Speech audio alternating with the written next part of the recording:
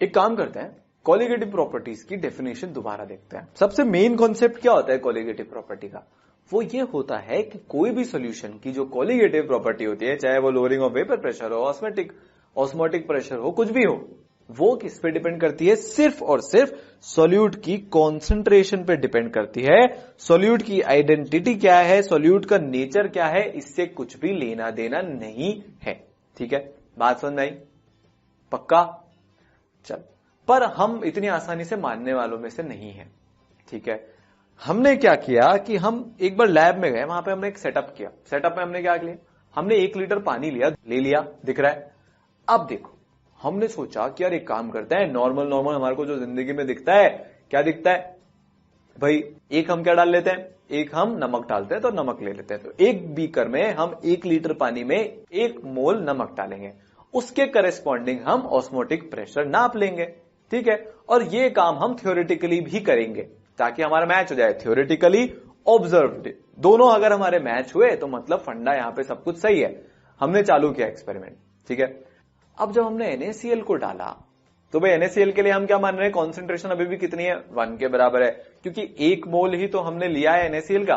ठीक है, 1 मोल NaCl का है, तो हम जब उसको पानी में लेंगे तो कॉन्सेंट्रेशन 1 के बराबर हो जाएगा। वापस से ऑस्मोटिक प्रेशर जो है वो 300 R के बराबर आएगा। ठीक है, हमने ये किया, पर जब आपने ऑब्जर्व वैल्यू देखी तो ये क्या हो रहा है? ये 600 R के कांटे को क्यों छू रही है? ये क्या हो रहा है? ये हमने कुछ गलत सीखा है मतलब? क्या हो सकता है यहां पे? क्या हो सकता है? हमने पिछले लेक्चर में जब हम सवाल कर रहे थे वहां पे देखा था नॉन इलेक्ट्रोलाइट। तो जब हम कोलिगेटिव प्रॉपर्टी मेजर कर रहे थे तो हम बार बार नॉन इलेक्ट्रोलाइट ले रहे थे। शुगर तो नॉन इलेक्ट्रोलाइट की कैटेगरी में आता है, पर NaCl नॉन इलेक्ट्रोलाइट की कैटेगरी में नहीं आता है। NaCl तो इलेक्ट्रोलाइट है, मतलब जब हमने उसको पानी में डाला, माइक्रोस्कोपिक व्यूज का देखते हैं एक बार, तो क्या हुआ? ये तो टूट गया Na+ में और Cl- में। तो नंबर ऑफ सॉल्यूट पार्टिकल्स जो हमने अज्यूम किए थे कि भाई NaCl का 1 मोल है तो वो पानी में जाएगा तो वापिस से 1 मोल ही रहेगा, पर नंबर ऑफ सॉल्यूट पार्टिकल, इस केस में आयंस, वो क्या हुए? इंक्रीज हो गए। तो मतलब क्या होना चाहिए था? N/V की जो वैल्यू है उसमें V तो अभी भी 1 लीटर है, पर अगर हम मान रहे हैं कि 100% डिसोसिएशन हो रहा है, ऐसा अजम्पशन ले लेते हैं, तो अगर 100% डिसोसिएशन हो रहा है तो N की वैल्यू हो गई 2, क्योंकि 1 मोल तो Na+ आयन होंगे, 1 मोल Cl- आयन होंगे, तो टोटल नंबर ऑफ आयन्स की संख्या कितनी हो गई? 2 के बराबर। तो वहां पे कॉन्सेंट्रेशन भी कितना हो गया? 2/1 = 2 के बराबर। तो इसीलिए जो ऑस्मोटिक प्रेशर है वो 600 आया है। इसका मतलब हमने थ्योरेटिकली नापा था 300, पर एक्चुअली में हुआ कितना? 600 हुआ। तो ये कुछ एबनॉर्मल हो गया, जो हमने एक्सपेक्ट किया था उससे कुछ अलग हो गया। तो जब हम इलेक्ट्रोलाइट्स को ले लेते हैं जो कि डिसोसिएट होते हैं, या फिर कुछ ऐसे सब्सटेंस जो कि एसोसिएट हो जाते हैं, भाई आप एसिटिक एसिड को जानते हो ना, वो क्या करता है? वो डाइमर फॉर्म में एग्जिस्ट करता है। डाइमर फॉर्म में एग्जिस्ट करता है ना वो हाइड्रोजन बॉन्डिंग के कारण, तो वहां पे भी कुछ ना कुछ प्रॉब्लम होगी। आप तो मान लोगे 1 मोल लिया है हमने साहब एसिटिक एसिड का, ठीक है, ले लिया, 1 मोल आपने डाल दिया। 1 मोल अगर आपने डाला एसिटिक एसिड का, तो वो तो जब पानी में जैसे ही जाएगा तो वहां पे डाइमराइज हो जाएगा, या फिर जिस भी सॉल्यूशन में वो डाइमराइज होता है, आप उसको डालोगे तो डाइमराइज हो जाएगा। तो एक्चुअली में तो कितना मोल मिलेगा? मानो कि सबके सब डाइमराइज हो गए तो आधा मोल ही बचेगा। डाइमराइज मतलब 2 का 1 हो गया, ठीक है, तो टोटल का आधा हो गया। तो अगर आधा हो गया तो आपको N/V में जो N है वो 1 नहीं लेना, आधा लेना है। तो जो कोलिगेटिव प्रॉपर्टीज आप ऑब्जर्व करोगे वो कितनी हो जाएगी? वो भी आधी हो जाएगी।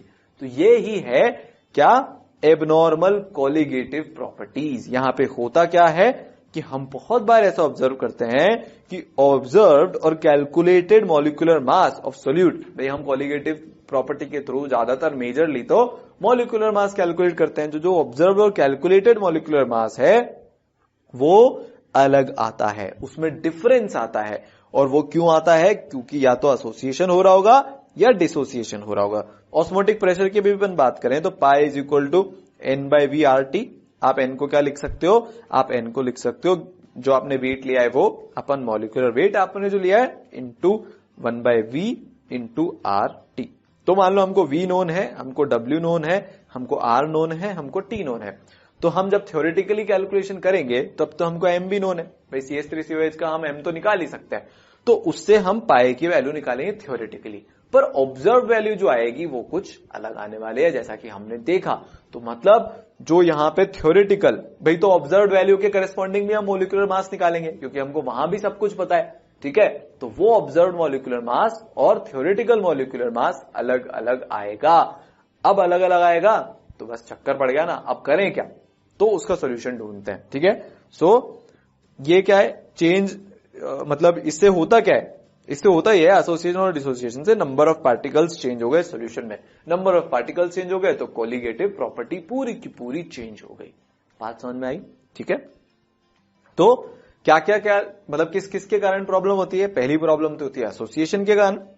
अगर एक बिगर मॉलिक्यूल फॉर्म हो गया बाय द यूनियन ऑफ 2, 3 या ज्यादा नंबर ऑफ सॉल्यूट मॉलिक्यूल से, तो उसको हम एसोसिएशन बोलते हैं। जैसे मान लो हमने n सिंपल मॉलिक्यूल्स लिए हैं जो कि कंबाइन हो रहे हैं एक अकेला मॉलिक्यूल लेने के लिए, एक अकेला मॉलिक्यूल दे रहे हैं कंबाइन होके, तो हमने भाई n मोल्स ऑफ या फिर n मॉलिक्यूल्स ऑफ x लिए हैं, वो सब कंबाइन हो रहे हैं और ये बना रहे हैं एक बड़ा सारा मॉलिक्यूल बना रहे हैं ये कंबाइन होके, ठीक है।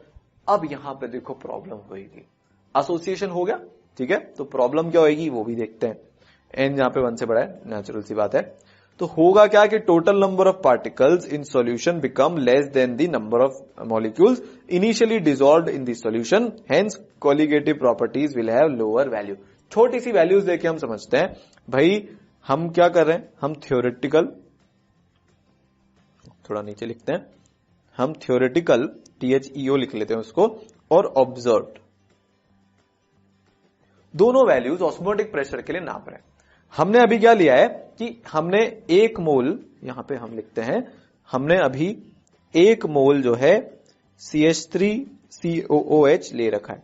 तो जब हम थ्योरेटिकली इसकी वैल्यू नापेंगे तो पाए किसके बराबर आएगा, लेट्स से कॉन्सेंट्रेशन 1 के बराबर है, थ्योरेटिकली तो नाप रहे हैं अभी, इंटू R और टेम्परेचर है 300 के बराबर। पर जब अपन ऑब्जर्व करेंगे और यहां पे हम ऐसा ज्यूम कर रहे हैं कि 100% डिसोसिएशन, सॉरी यहां पे तो एसोसिएशन है, 100% एसोसिएशन हो रहा है किसका, एसिटिक एसिड का, तो ये जो कॉन्सेंट्रेशन 1 थी ना वो हमने कैसे करी थी, 1 मोल अपॉन 1 लीटर पानी, तो ये 1 आ गई थी। पर अब हुआ क्या कि 2 मिलके 1 हो गया। तो जो 1 मोल CH3COOH थे, भाई पहले हुआ क्या था, यहां पे ये ऐसा कुछ था, इतने सारे, ये मान लो 6 CH3COH थे, तो हम क्या बोलेंगे 6 पार्टिकल्स थे थ्योरेटिकल कैलकुलेशन में। तो पर एक्चुअली में हुआ क्या, ये 6 नहीं है, ये अब ये ऐसे घूम रहे हैं। तो कितने पार्टिकल दिखे एक्चुअल में, एक्चुअल में हम येलो से लिखेंगे तो वो हमको दिखे एक्चुअल में 3 पार्टिकल्स।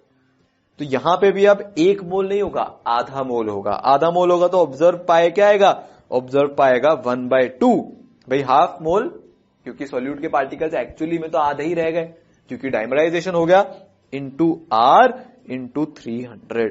तो थ्योरेटिकल कितना आया 300R और ऑब्जर्व कितना आया, थ्योरेटिकल तो आया 300R, ऑब्जर्व कितना आया 150R। तो मतलब जो कोलिगेटिव प्रॉपर्टी जो ऑब्जर्व्ड आई उसकी वैल्यू क्या होगी, उसकी वैल्यू होगी लोअर वैल्यू होगी, ठीक है। जो एक्चुअल कोलिगेटिव प्रॉपर्टी उनकी वैल्यू क्या हो गई, उनकी वैल्यू होगी लोअर। अब हमको ये देखना है कि हम इसको मॉलिक्यूलर मास से कैसे रिलेट कर सकते हैं। तो होगा क्या कि मोलर मास ऑफ सोल्यूट जो है वो इनवर्सली प्रोपोर्शनल होता है कोलिगेटिव प्रॉपर्टीज के। तो जो मोलर मास जो आएगा सोल्यूट का वो क्या होगा, ग्रेटर होगा थ्योरेटिकल वैल्यू से। कैसे, ये भी देख लो। देखो जो कोलिगेटिव प्रॉपर्टी को अपन लिख लेते, पाए से ही समझ लेते हैं, अभी हम यहां ऑस्मोटिक प्रेशर से समझ रहे हैं। सो जो पाए ऑब्जर्व था वो किसके बराबर था भाई, 150R के, अपॉन जो पाए थ्योरेटिकल था वो किसके बराबर था, 300R के, ठीक है। अब मेरे को एक बात बताओ कि अगर हम पाए को मॉलिक्यूलर मास की टर्म्स में करेंगे तो क्या होगा, वो भी कर लेते हैं। So pi is equal to N/V into R into T is equal to W by capital M into 1/V into R into T। अब हमको T पता है, R पता है, V पता है, W पता है। तो अगर अब हम देखें कि अगर हम सबको कांस्टेंट कर दें तो हमारे पास क्या आ रहा है, पाई इनवर्सली प्रोपोर्शनल टू 1/m। ठीक है, तो मतलब यहां पे अगर हम बात करें तो ये किसके बराबर हो जाएगा, ये हमको देगा, दिस इंप्लाइज भाई पाई, इसको हम वापस से उसी कलर में लिख लेते हैं, समझ में आएगा बेटर तरीके से। तो अब क्या होगा भाई, पाई ऑब्जर्व जो है इसको हम पाई OBS लिख लेते हैं शॉर्ट में टाइम बचाने के लिए। ये किसके प्रोपोर्शनल होगा भाई, ये होगा MOBS के, है ना। और जो पाई थ्योरेटिकल है इसको हम येलो से लिखेंगे। सो जो पाई थ्योरेटिकल है वो प्रोपोर्शनल होगा 1/m किसके, थ्योरेटिकल के। तो अपन एक काम करते हैं, इन दोनों का रेशियो ले लेते हैं, तो प्रोपोर्शनलिटी का साइन जाएगा, इक्वालिटी का साइन आएगा। सो अगर अब हम करेंगे, क्या करने वाले हम, pi observed upon pi theoretical is equal to, अब देखो pi observed proportional to 1/m observed है, तो उसको लिख लेते हैं। सो 1/m ऑब्जर्व्ड अपॉन में 1/m थ्योरेटिकल।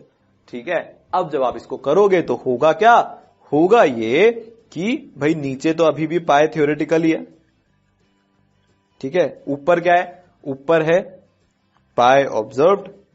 अब जब हम इज इक्वल टू का साइन लगाएंगे तो होगा क्या, ये तो चक्के चल जाएगा न्यूमरेटर में और m ऑब्जर्व्ड रह जाएगा डिनोमिनेटर में। सो ये बराबर हो जाएगा, यहां पे इसको ऐसे लिखेंगे, अपॉन में नीचे क्या आएगा, m ऑब्जर्व्ड, और ऊपर क्या आएगा, ऊपर आएगा m थ्योरेटिकल। बात समझ में आई। इसका मतलब अब आप देख रहे हो pi observed upon pi theoretical की वैल्यू हमको क्या पता है, ये हमको पता है is equal to, pi observe तो था 150R, पाई थ्योरेटिकल था 300R, तो 1/2। तो गड़बड़ हो गई ना भाई, मास तो वही रहेगा जो थ्योरेटिकली हमको पता है, हम आराम से कैलकुलेट कर सकते हैं ना मास। तो CH3COH का मास कैलकुलेट करने में क्या दिक्कत है, वो तो बहुत आसान है भाई, CH3COOH तो दो तो कार्बन है, सो 24 प्लस 4 हाइड्रोजन है 4 प्लस 2 ऑक्सीजन है 32, तो ये बराबर हो जाएगा हमारा इज इक्वल टू 60 के। सो m थ्योरेटिकल कितना हो गया, 60 के बराबर हो गया। ठीक है, और जो ऑब्जर्व आएगा वो कितना आएगा, m ऑब्जर्व्ड आएगा यहाँ पे 120 के बराबर। m ऑब्जर्व्ड डबल है किसका, थ्योरेटिकल वैल्यू का। तो फिर हमने गलत मोलर मास नाप लिया, तो यहां पे तो प्रॉब्लम हो गई। मतलब अब हम यहां पे कुछ एक ऐसा फैक्टर एक जनरेट करेंगे जिससे कि ये जो हमारा डिसोसिएशन और एसोसिएशन के कारण प्रॉब्लम हो रहा है, देखो इतनी लंबी चौड़ी कैलकुलेशन करके हमको पता चल गया कि जो m थ्योरेटिकल है वो तो 60 है, पर हम जो ऑब्जर्व कर रहे हैं, अगर हम मान लो लैब में ऑस्मोटिक प्रेशर मेजर करते हैं, तो हम कितना मेजर करते हैं, हम मेजर करते हैं 150R। अगर हम 150R मेजर करते तो देखो कैलकुलेशन क्या बैठती, आपको वो भी दिखा देते हैं, हम इसको यहां लिखते हैं। So 150R is equal to pi into R into 300। ठीक है, इसको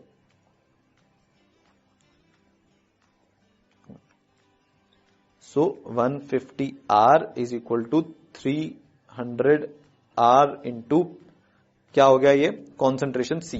ठीक है, so 1/2 is equal to C। अब हमको क्या पता है कि हमने जो है 1 मोल लिया था, है ना, मतलब हमने कोई भी गिवन वेट लिया था, 1 मोल लिया था, तो हमने कितना वेट लिया होगा, यहाँ पे हमने वेट लिया होगा 60 gram. So 1/2 is equal to, और वॉल्यूम कितनी थी सोल्यूशन की, 1 लीटर थी। So 1/2 is equal to 60/m into 1/1, तो हमारा m कितना आ जाएगा, 120 के बराबर। तो आ गया ना डबल। हमने जो कैलकुलेशन की, जो हमारी कैलकुलेटेड वैल्यू थी, वो ऑब्जर्व वैल्यू जो थी वो हमारी ये थी। जब हम उसके करेस्पॉन्डिंग कैलकुलेशन कर रहे हैं तो जो हमारा मास है, जो हमने ऑब्जर्व किया है, वो एक्चुअल वैल्यू से डबल आ गया। तो यहां पे ये प्रॉब्लम होती है, यहां पे एसोसिएशन में तो ये प्रॉब्लम हुई कि कॉलिगेटिव प्रॉपर्टी कम हो गई। डिसोसिएशन में क्या होगा कि कॉलिगेटिव प्रॉपर्टी ज्यादा हो जाएगी एक्चुअली में, तो क्योंकि वहां पे तो 1 मोल हमने माना है, एक्चुअली में कितने मोल हो गए होंगे, 2 मोल हो गए होंगे। तो कॉलिगेटिव प्रॉपर्टी क्या करेगी, इंक्रीज करेगी। ठीक है, वही अब अपन देखते हैं। सो जब हम बात करते हैं डिसोसिएशन की, डिसोसिएशन में क्या होता है, जो मॉलिक्यूल्स हैं इलेक्ट्रोलाइट के, उनका आयनाइजेशन या डिसोसिएशन हो जाता है आयनाइजिंग सॉल्वेंट्स में, तो पार्टिकल में ज्यादा सोल्यूशन हो जाते हैं।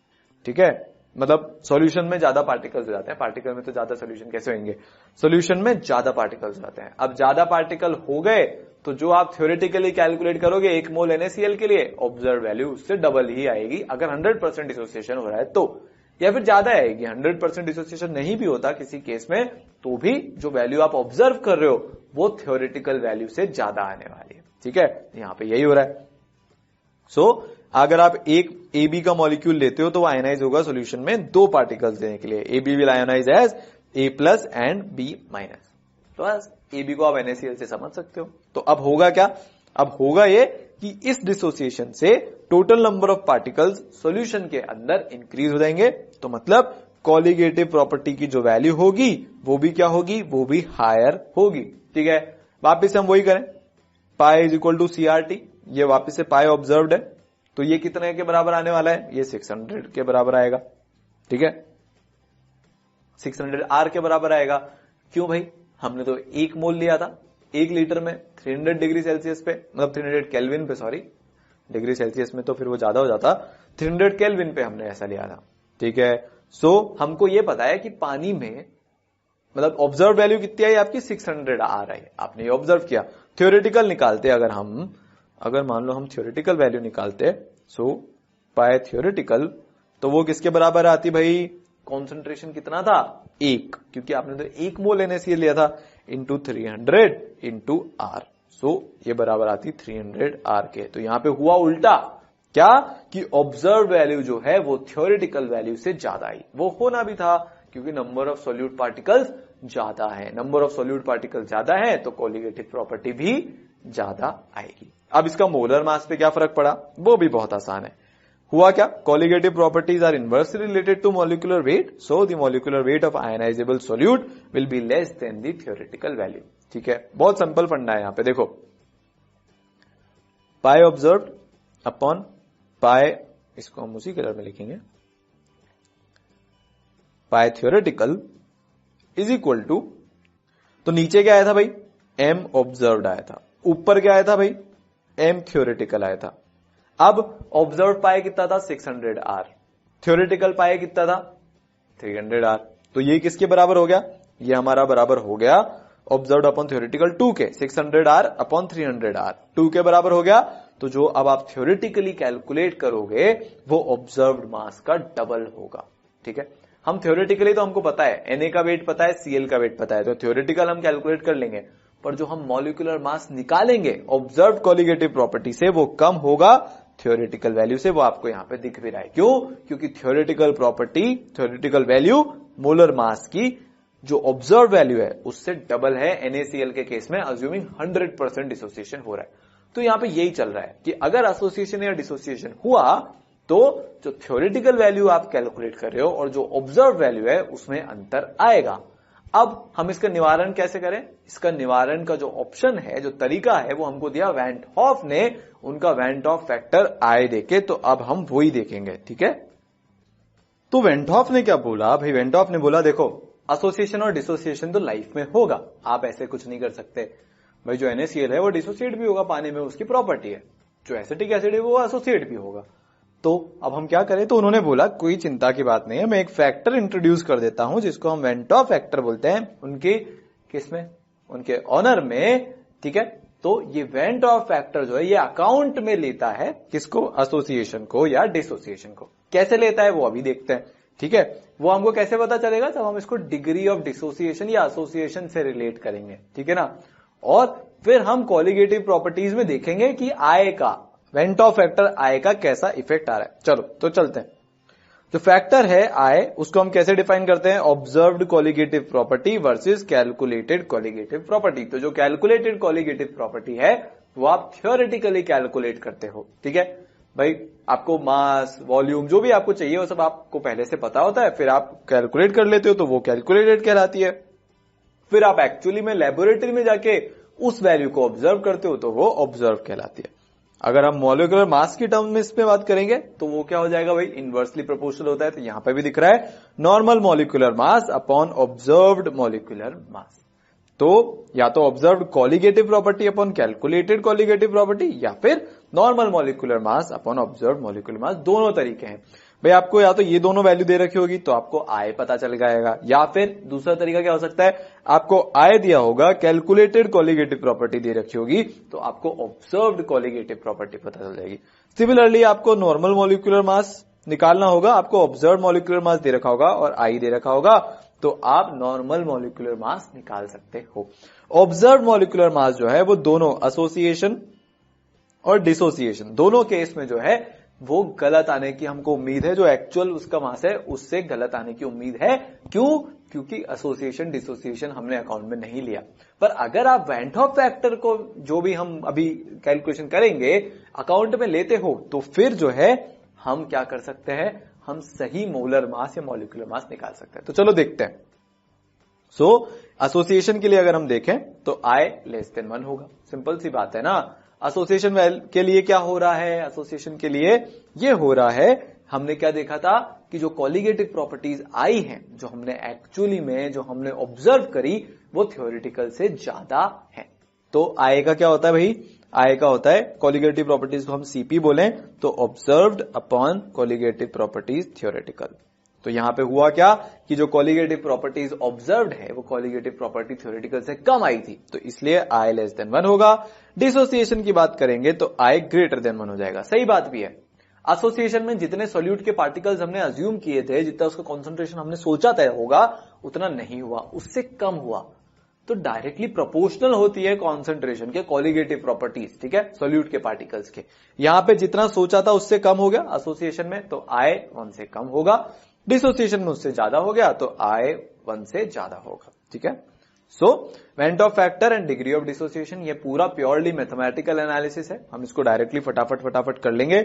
Fraction of the total number of molecule जो कि डिसोसिएट हो रहे हैं सॉल्यूशन में सिंपल आयन या मॉलिक्यूल में, उसको हम क्या बोलते हैं, डिग्री ऑफ डिसोसिएशन या अल्फा, ठीक है। तो बहुत बार मोल कंसेप्ट में देख रखा है, उसके बाद तो इतना एनालिसिस कर लिया है आयनिक इक्विलिब्रियम में, केमिकल इक्विलिब्रियम में, मनमान, ठीक है। So I is equal to number of particles after dissociation, number of particles initially taken, चाहे डिसोसिएशन हो चाहे एसोसिएशन हो, ये बात तो हमेशा ट्रू है, ठीक है। I को हम इस टर्म्स में भी लिख सकते हैं, है ना, क्योंकि डायरेक्टली कॉन्सेंट्रेशन से रिलेट हो रहा है और कॉन्सेंट्रेशन डायरेक्टली किससे रिलेट होता है, कोलिगेटिव प्रॉपर्टी से रिलेट होता है, बस सिंपल फंडा है। सो कैलकुलेशन करते हैं हम I की अल्फा की टर्म्स में। तो मान लो हमने AXBY लिया है, कोई भी एक जनरल हमने ले लिया, तो ये टूटेगा XAY प्लस में प्लस YBX माइनस में, ठीक है। So initial number of moles अगर हम लें 100 किसके, AXBY का हमने 1 लिया है तो इसका इनिशियली तो 0 होगा, AY प्लस का और BX माइनस का भी कितना होगा, इनिशियली 0 होगा। फिर जब डिसोसिएशन हो गया है तो उसके बाद क्या हो जाएगा, AXBY के मोल भाई अल्फा खत्म, तो इसके कितने बनेंगे, X अल्फा, AY प्लस के, ये AY प्लस है, ये BX माइनस है और ये AXBY है, ठीक है। इसके बनेंगे X अल्फा और इसके बनेंगे BX माइनस के Y अल्फा, ठीक है। सो हमको क्या करना है, final mole upon initial mole, तो total number of solute particles 1 minus alpha plus X alpha plus Y alpha, बस। So 1 minus alpha X plus Y, और X प्लस Y को हम अज्यूम कर लेते हैं N, ठीक है। N मतलब total number of particles after dissociation, उसको हम N अज्यूम कर लेते हैं। So I is equal to 1 plus N minus 1 into alpha, ठीक है, सिंपल है। तो जैसे मान लो A2B3 था तो N कितना हो जाएगा, N यहां पे हो जाएगा 5, X प्लस Y के बराबर है ना, तो ये X और ये Y, ठीक है। तो बस मान लो A4B5 है तो N कितना हो जाएगा, यहां पे लिख देते हैं, N इज इक्वल टू हमारा बराबर हो जाएगा 9 के, A के 4 प्लस B के 5, तो N is equal to 9। So I is equal to 1 plus N minus 1 into alpha where X plus Y is equal to N in total ions, ठीक है, समझ में आई बात। चल आगे चलते हैं, ये बात तो हुई इसकी। तो स्ट्रॉन्ग इलेक्ट्रोलाइट्स की अगर हम बात करें तो अल्फा ऑलमोस्ट 1 होता है, ठीक है, 100% होता है। तो I कितना हो जाएगा, टोटल नंबर ऑफ आयंस के जितना। तो अगर हमने NaCl लिया है तो I की वैल्यू कितनी हो जाएगी भाई, Na प्लस है और Cl माइनस है तो I के बराबर हो जाएगा 2। इसी की जगह अगर हमने K2SO4 लिया है तो ये भी स्ट्रॉन्ग इलेक्ट्रोलाइट है तो I हो जाएगा 3। भाई 2 तो K प्लस के आयन, एक SO4 2 माइनस का आयन, तो I बराबर हो जाएगा 3। पर ये सब दो है एक्चुअली में कभी भी इनकी वैल्यू 2 और 3 के बराबर नहीं होती। जो I होता है वो एक्सपेरिमेंटली निकलता है, क्योंकि 100% डिसोसिएशन थोड़ा सा थियोरेटिकल साइड में चला जाता है, आइडियल केस की तरफ चला जाता है। 100% डिसोसिएशन नहीं होता, ऑलमोस्ट 100% डिसोसिएशन होता है, ठीक है ना। तो I की वैल्यू अगर आपको क्वेश्चन में दी हो, मान लो NaCl के लिए आपको I की वैल्यू दी हो, तो आप वही वैल्यू लेना, 2 मत ले लेना, ठीक है, क्योंकि वो होती एक्सपेरिमेंटल है। अगर कुछ नहीं दिया हो तो फिर आप I की वैल्यू 2 ले सकते हो NaCl के केस में, क्योंकि हमको पता है कि वो स्ट्रॉन्ग इलेक्ट्रोलाइट है, ठीक है ना। चलो, कॉम्प्लेक्स कंपाउंड। अब ये जो है कॉम्प्लेक्स कंपाउंड में कितने आयंस होंगे कितने नहीं होंगे, ये हम डिटेल में देखेंगे कोऑर्डिनेशन केमिस्ट्री में। किसमें देखने वाले हैं? कोऑर्डिनेशन केमिस्ट्री में पढ़ेंगे इसको भी, बहुत ही इंटरेस्टिंग टॉपिक है। तो जैसे K4FeCN6- है, तो इसमें होता क्या है कि जो ब्रैकेट के अंदर लिखा हुआ है, इसका मतलब वो सिर्फ और सिर्फ टोटल मिला के एक स्पीशीज देगा। तो जब ये टूटेगा तो ये कैसे टूटेगा? ऐसे, ठीक है। यहां पे जो है, यहां पे माइनस नहीं आएगा, ये गलत है, और यहां पे भी ये 4 माइनस है, ठीक है ना। सो 4K प्लस FeCN6 4 माइनस है ना। तो ये जो पूरी स्पीशीज है, ये सिर्फ आपको कितने सॉल्यूट के पार्टिकल दे रही है? ये आपको सिर्फ एक सॉल्यूट का पार्टिकल दे रही है पूरी स्पीशीज, और आपको 4K+ मिल रहे हैं। तो टोटल स्पीशीज कितनी हो गई? 5, ठीक है। यही तो कॉम्प्लेक्स का कमाल है, कोऑर्डिनेशन में देखेंगे हम, बहुत मजा आएगा, है ना। सो ऐसा मत सोच लेना कि भाई Fe भी अलग से निकल जाएगा, CN के भी 6 हमको अलग से मिल जाएंगे। नहीं नहीं नहीं, ये जो ब्रैकेट के अंदर, पेरेंथीसिस के अंदर जो लिखा हुआ है, वो पूरी की पूरी जब हम उसको सॉल्यूशन में डालेंगे तो एक स्पीशीज यहां पे बनेगी। तो n किसके बराबर हो गया? 5 के बराबर। तो अगर आपसे ये सवाल पूछा जाए कि alpha is equal to 50% for K4FeCN6, तो आपको वैन टॉप फैक्टर I निकालना है, तो ये हम कैसे करेंगे? ऐसे करेंगे, सिंपल भाई। I is equal to 1 + n-1 into alpha. n किसके बराबर है? ये 4 + 1 इज इक्वल टू 5, ये n है। तो आप n की जगह वैल्यू रखो 5, अल्फा की जगह वैल्यू रखो हाफ, क्योंकि 50% है तो हाफ। सो आंसर हो जाएगा 3। So 1 + 4 into 1/2, so 1 + 2 is equal to 3। इस तरह से आसानी से कर सकते हैं, ठीक है ना। अब बात करते हैं अपन डिग्री ऑफ एसोसिएशन, मतलब जब एसोसिएशन हो रहा हो, जैसे एसिटिक एसिड के केस में देखा, सिमिलर एनालिसिस होगा भाई। Fraction of the total number of molecules, degree of association की हम डेफिनेशन यहां पे देख रहे हैं। Of the substance which is present as associated molecules is known as the degree of association, ठीक है। यहां क्या होता है? 2 मॉलिक्यूल हैं, हम सोचेंगे कि नहीं वो तो अलग अलग रहेंगे जब हम उसको सोल्यूशन में डालेंगे, पर होता क्या है कि वो तो पास में आते हैं, बातचीत करते हैं और जुड़ जाते हैं, सिंगल मॉलिक्यूल की तरह एग्जिस्ट करते हैं, ठीक है। 2 नहीं 3 भी जुड़ सकते हैं, डिपेंड करता है कि कौन है स्पीशीज, ठीक है। तो इसका हमको ध्यान रखना पड़ेगा।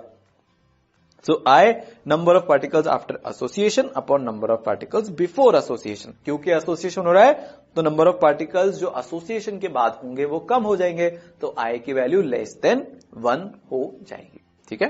चलो, तो I की कैलकुलेशन वही डिग्री ऑफ एसोसिएशन की टर्म्स में, उसको भी अल्फा ही लिखते हैं। Na था, एक n हो गया। सो इनिशियल मोल कितने थे? ये तो A के मोल्स हैं, ये N के मोल्स हैं। तो इधर कितने हो जाएंगे एसोसिएशन के बाद? 1 - अल्फा। मान लो अल्फा का एसोसिएशन हुआ और ये अल्फा/n, ठीक है। कैसे? मान लो अगर ये पूरे के पूरे एसोसिएट हो जाते तो ये तो बच जाता 0 और ये बच जाता 1/n, इस तरह से, ठीक है। समझ में आया कि यहाँ पे अल्फा/n कैसे लिखा? मान लो ये आधे ऐसे रह जाते तो भाई आधा इधर हो जाता और इधर 1/2n हो जाता, सिंपल है ना, ठीक है। चल, तो 1 मतलब ये कितना हो जाएगा? इनिशियली हमने n लिए थे, फाइनली हमारे पास कितने बचे? 1 - अल्फा, ये तो a के हो गए, और अल्फा/n an के हो गए।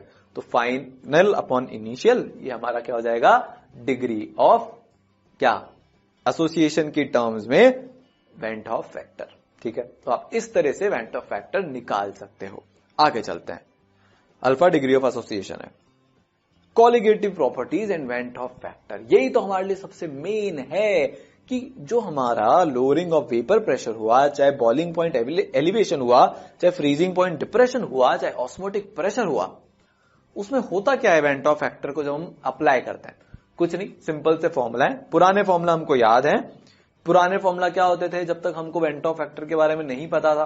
उन वाले सब्सटेंसेस के लिए, उन वाले सॉल्यूट के लिए जो नॉन वोलेटाइल और नॉन इलेक्ट्रोलाइट होते थे, देखो अब कहीं क्वेश्चन में आपको नॉन वोलेटाइल नॉन इलेक्ट्रोलाइट लिखा मिल जाए तो मतलब वैन टॉप फैक्टर का एप्लीकेशन वहां नहीं है, क्योंकि वहां पे ना डिसोसिएशन है ना एसोसिएशन है।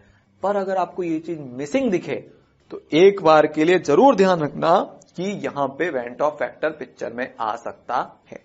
So relative lowering of vapour pressure, उसके लिए P0 minus PS upon P0 is equal to IX solute. ठीक है, पहले किसके बराबर होता था ये P0 minus PS upon P0 is equal to mole fraction of solute, पर अब ये किसके बराबर हो गया है, हमने इसको I से मल्टीप्लाई कर दिया। ध्यान कैसे रखेंगे, जैसे iPhone तो फोन के आगे I लगा दिया, वैसे सारी कॉलिगेटिव प्रॉपर्टीज भी एप्पल से इंस्पायर्ड है।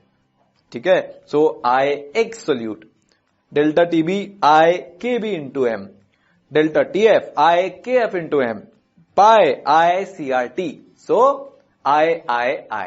बात समझ में आई? चलो तो अब इसकी एप्लीकेशन देखते हैं। आपको मैं थोड़ा सा टाइम दे रहा हूं, इन फॉर्मूलाज को आप याद कर लो।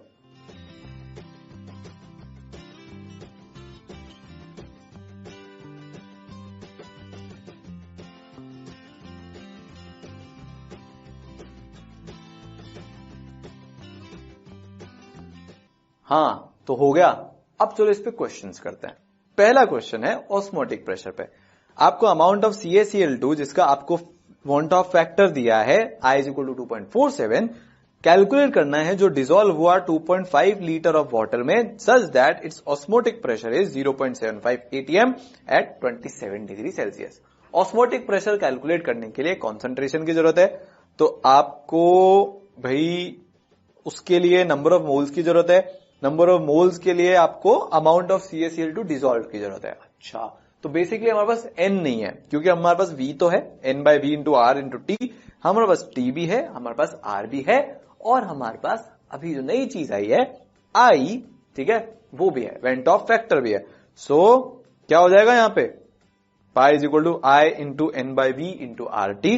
I पता है, v पता है, r पता है, t पता है, लगा दो यहाँ पे I is equal I into W upon capital M into V into R T. ठीक है, सो W अगर हम निकालेंगे तो MV ऊपर जाएगा पाई के साथ, नीचे IRT। सिंपल, फंडा एकदम क्लियर है यहाँ पे। पाई पता है, V पता है, I पता है, वाह वाह वाह, T पता है, 300 केल्विन है, बस फॉर्मूला में डाल दो। M 1 इंटू 40, कैपिटल M भी तो आपको पता है, कैल्शियम का 40, क्लोरीन का 35.5, तो 2 into 35.5 which is equal to 71 plus 40 is equal to 111 gram per mole. Value substitute करेंगे, आंसर पाएंगे, तो 3.42 ग्राम। तो आपको 3.42 ग्राम CaCl2 डालना पड़ेगा 2.5 लीटर पानी में कि ऑस्मोटिक प्रेशर हो 0.75 atm। ठीक है, hence the required amount of CaCl2 is 3.42 ग्राम। इतना आसान है। इनफैक्ट किसी भी कॉम्पिटिटिव एग्जाम में इसी तरह के डायरेक्टली एप्लीकेशन बेस्ड क्वेश्चन आते हैं, तो ये बहुत ही भयानक स्कोरिंग चैप्टर है। यहां पे कुछ ज्यादा घुमा फिरा के पूछा नहीं जा सकता, यहां पे सीधे सीधे क्वेश्चंस आते हैं। ठीक है, तो अगला क्वेश्चन, आपको ऑस्मोटिक प्रेशर डिटरमाइन करना है of a solution prepared by dissolving 25 milligram of K2SO4 in 2 litre of water at 25 degree Celsius assuming that it is completely dissociated। तो ये क्वेश्चन आपको करना है। फॉर्मूला आपको ध्यान रखना है कि कौन सा लगाना है, मैं कुछ नहीं बताऊंगा, I यूज होगा नहीं होगा मैं नहीं बता रहा हूं, पर ये सिर्फ डिसोसिएट हो रहा है, पर मैं कुछ नहीं बता रहा हूं। ठीक है, तो आप इसको कैलकुलेट करो।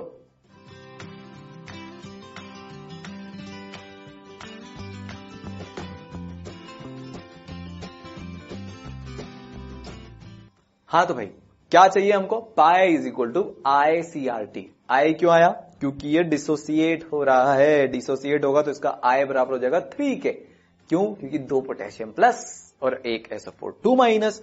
वॉल्यूम पता है आपको, यहां पे 25 mg पता है, मतलब W पता है, कैपिटल M K2SO4 का कैलकुलेट किया जा सकता है, तो आंसर आ जाएगा। सिंपल है, सब कुछ ही पता है हमको। सो I कितना हो जाएगा, I बराबर हो जाएगा 3 के। ठीक है ना, so total number of ions produced is equal to 3, so I is equal to 3।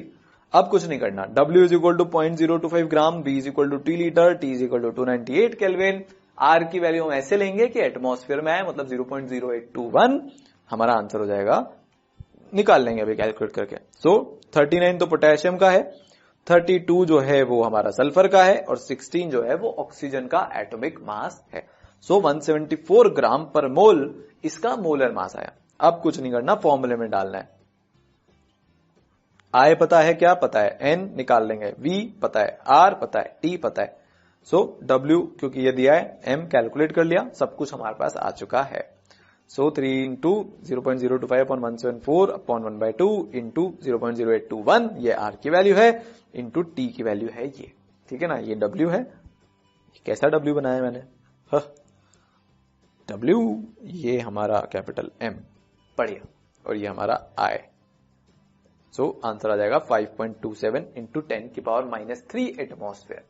अब आप ये देखो कि आपने सिर्फ 0.025 ग्राम यहां पे डिसॉल्व किया था, पर ये जो प्रेशर आया ना ये गुड इनफ प्रेशर है, ठीक है। तो इतने से अमाउंट के लिए हम आराम से ऑस्मोटिक प्रेशर को मेजर कर सकते हैं, वो भी रूम टेम्परेचर पे।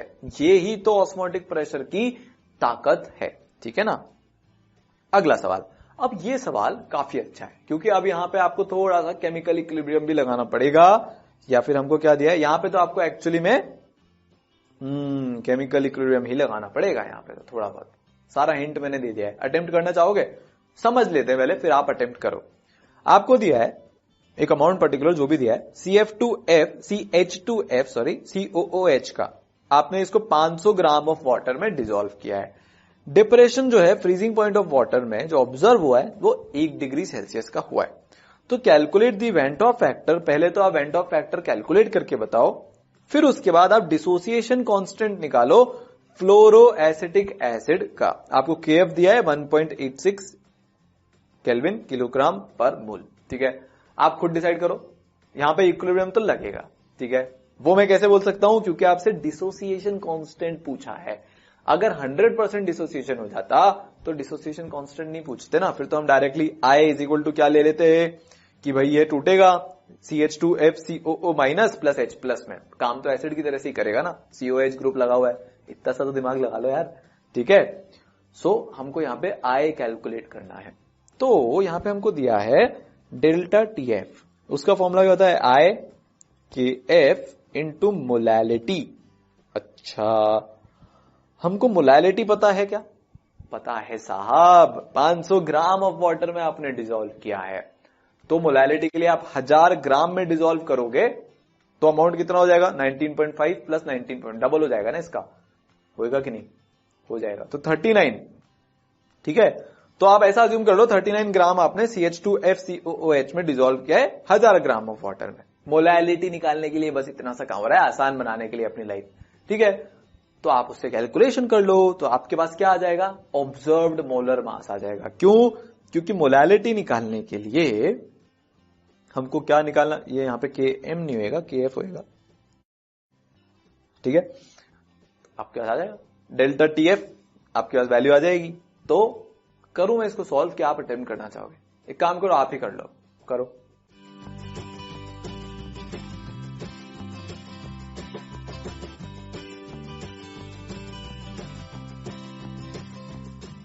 हाँ तो भाई हमने क्या सोचा, हमने क्या अभी तक किया है कि हमको दिया है W1 500 ग्राम दिया है, बहुत बढ़िया। W2 19.5 ग्राम दिया है, ठीक है। W1 मतलब सॉल्वेंट का मास, W2 मतलब सॉल्यूट का मास। अब KF भी आपको दिया है, so delta TF is equal to आपको वो भी दिया है 1, तो आप इससे क्या निकाल सकते हो, KF पता है, मोलैलिटी आप कैलकुलेट कर सकते हो, तो इससे I आ जाएगा, ठीक है। देखो हमको डेल्टा TF पता है, क्या पता है, उसकी वैल्यू है 1 is equal to I into KF पता है क्या 1.86। मोलैलिटी कितना हो जाएगा भाई, हमको निकालना है मोलैलिटी के लिए, मोलैलिटी अगर इसकी हम बात करें तो this is equal to number of moles upon 1000 grams of water, ठीक है, number of moles per KG of solvent, ठीक है। तो 500 ग्राम में अगर 19.5 ग्राम CH2FCOOH डिसॉल्व है तो 1000 ग्राम पानी में कितने डिसॉल्व होंगे, 1000 ग्राम पानी में 39 ग्राम डिसॉल्व होंगे। सो 39 अपॉन N निकालना है, तो N निकालने के लिए given weight upon molar weight, molar weight कितना होगा भाई, 2 कार्बन है तो 24 प्लस 1 फ्लोरीन है तो 19 प्लस 3 हाइड्रोजन है तो 3 प्लस 2 ऑक्सीजन है तो 32। तो ये 39 अपॉन ये किसके बराबर हो जाएगा, नीचे वाली क्वांटिटी जो है हमारी 78 के बराबर हो जाएगी। So 1 is equal to I into 1.86 into 1/2.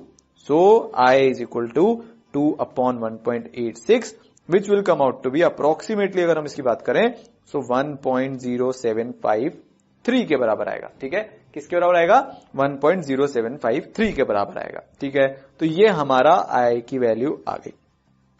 ठीक है, अब अपन आगे वाले पार्ट पे चलते हैं. डिसोसिएशन कांस्टेंट निकालना है. तो हमको क्या पता है कि हम आई को अल्फा से रिलेट कर सकते हैं, और अगर हमको अल्फा मिल गया तो फिर तो हम आराम से निकाल सकते हैं, ब्रेड एंड बटर हो जाएगा. ठीक है, करते हैं.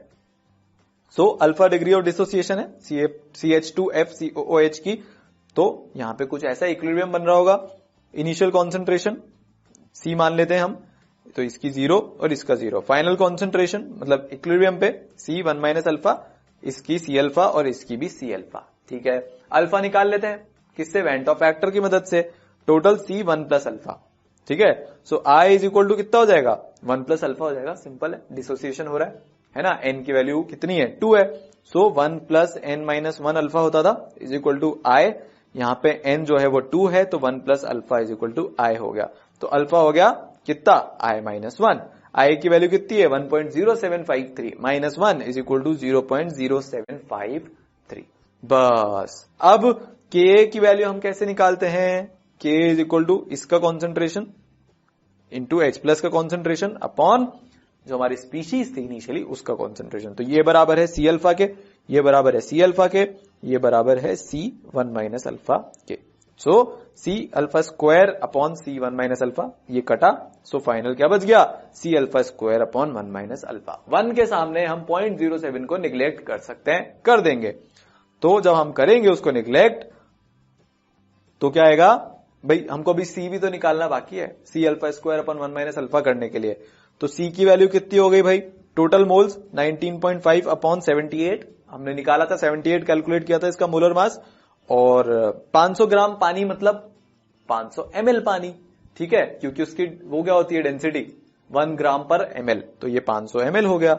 ठीक है, इंटू 1000, क्योंकि हमको मोलैरिटी किस में लेनी होती है? लीटर में लेनी होती है.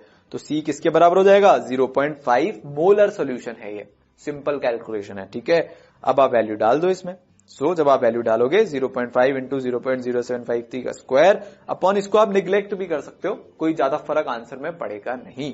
तो जब हम आंसर निकालेंगे Ka का तो वो बराबर आएगा इतने के. So this is equal to Ka.